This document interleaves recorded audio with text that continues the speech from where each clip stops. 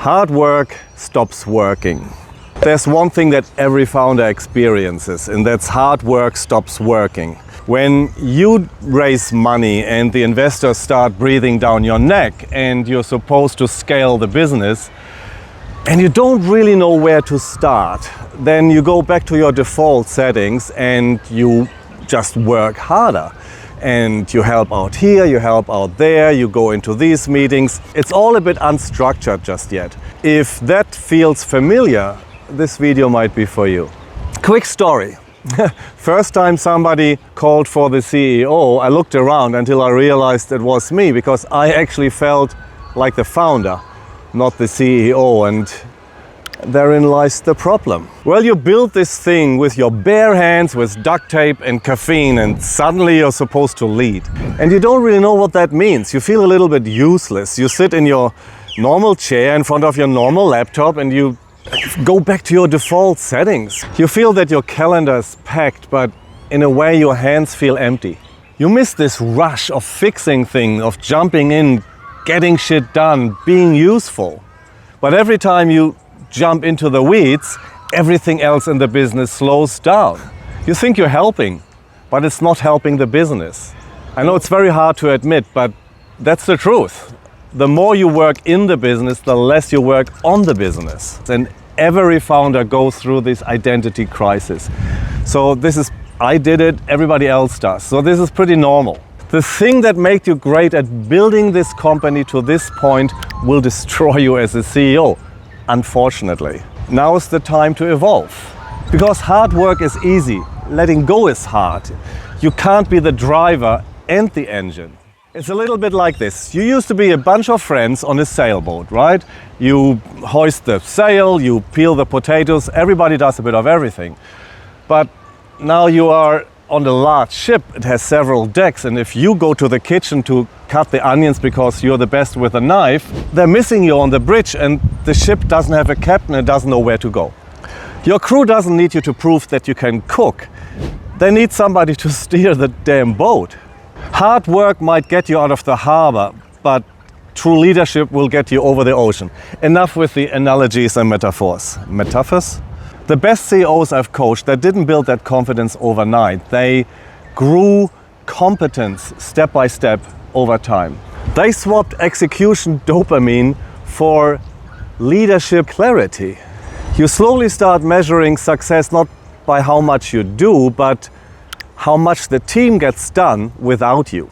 It's a quieter sort of power. It's one where you don't have to prove that you can sell or build or code. It's where you have to prove that you can lead.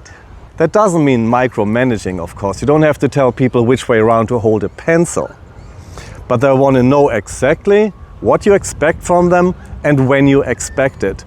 And if you're really good, you also tell them why. And you inspire them. That's leadership. And yes, you will grieve the old you, the one that stayed long in the office and kind of felt great about fixing something until 2 a.m. You felt like a hero. And it's hard to let go of that. But that's okay. Every revolution starts with letting go of something small. On the other side, you will find a calmness at one stage where you can go on a holiday and you just know confidently that things will work. So I think I've talked enough about the mental shift. Let's talk about a few real practical things. Practical things you can do in those first weeks and months when you begin to scale. You have really only 3 jobs as a CEO. Set the vision and strategy, build and develop the leadership team, keep the company funded and healthy. That's it. Those are your 3 jobs. Everything else is someone else's job. So maybe write these things down on the left side on a piece of paper, put a line in the middle, and on the right, write down all the things you're still doing, and now you know you shouldn't. So let's quickly talk about designing your team. Because you're not a parent anymore, you're an architect. Structure your organization by function, not personalities. Clarify ownership. Have only one accountable owner per metric or initiative. An owner is somebody who is accountable and responsible for that metric or initiative. There's only one owner. That owner can employ other people from the company to help them, but when the initiative succeeds, they get the shoulder pad. If it fails, you need to talk with them. Hire for leverage. Divide your company in different operating systems and hire one great cultural fit for each of those operational areas. I will talk about that in a little bit more detail in another video. Think in pots of verticals. For example, go-to-market, operations, product, marketing, and each of them with clear cross-functional links. Here's a little pro tip. Draw your organizational chart on a whiteboard, and if there's a bunch of people reporting to you, you don't have an organization, you have a fan club. You need the structure where there's one line to you at the very top. So here's the second thing. Standardize how information moves. Because the bigger the team, the slower truth travels. Create a single source of truth that all leaders can access. Use structured updates. If people still need your approval to make decisions, then things move very slowly. Do it in a way that you give them everything they need to succeed, and you can lead by veto. That means that they make the decision, they share it with you, and if you haven't given them a veto that this is not the right thing to do within one business day or 2 business days, it just goes ahead. They assume that if you don't complain, everything is fine. And this way everything moves very, very fast. Do 3 Slack updates per week. Wins, blockers, next week. But don't micromanage. Then I would say a monthly all hands with no fluff would be a good idea, where you clearly set the course, no big reflections, big milestones, where we're going, where we're heading, and use that opportunity to enthuse the team. And every quarter, get your C-level or management team offsite for realignment and cultural fit. Do something together. I don't know, race go-karts or play soccer or something. And talk about the next quarter for the business on a very high level. That's a good idea. In short, all your communication should be insights, not chatter. See, at a 5-people company, your words are opinions. At a 50-people company, your words are policy. So trade speed for precision. Say less, mean more. Write things down. So when you delegate, define what success looks like.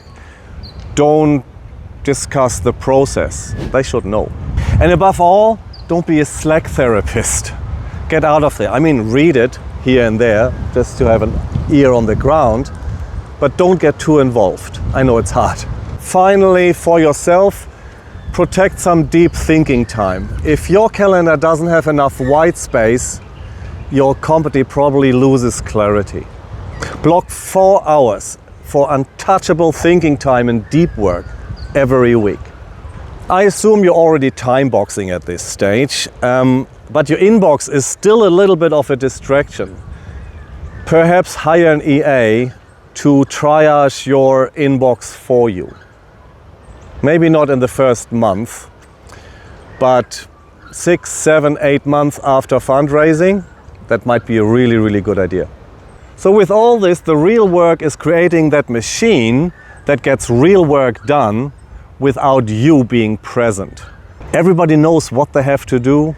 Everybody knows where the ship is sailing. Everybody knows what's expected of them, when it's expected of them, and if you're really good, why it is expected of them. Why are we doing this? Where are we going? That's where you spend your energy.